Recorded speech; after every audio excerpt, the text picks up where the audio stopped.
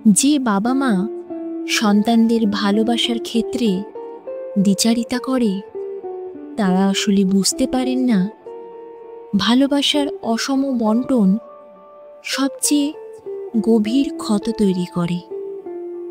একজন সন্তান যখন দেখে তার ভাই বোন একটু ভুল করলেও ক্ষমা পায়, অথচ সে সামান্য ভুলেও অপরাধী হয়ে যায়, তখন তার হৃদয়ে জন্ম নেয় এক অদৃশ্য দূরত্ব। ধীরে ধীরে সেই দূরত্ব জমে ওঠে নীরব অভিমান হয়ে, আর এক সময় সে ঘরটাকে অপরিচিত মনে করে।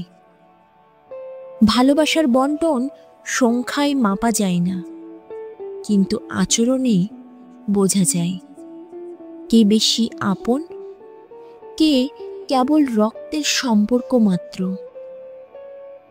যে মা বাবা এ সত্য বোঝেন না তারা হয়তো সন্তানকে বড় করেন, কিন্তু মন থেকে হারিয়ে ফেলেন তাকে।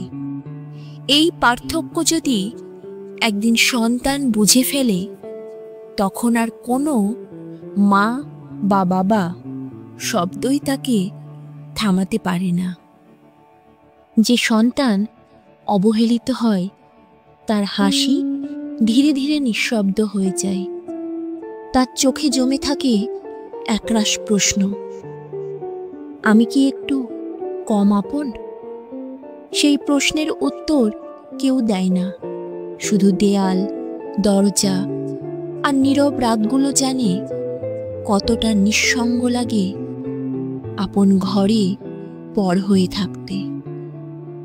বাবা মায়ের কাছে শুধু সেই সন্তান নয়, তার সঙ্গীও চরম অবহেলা ও অসম্মানের শিকার হয়।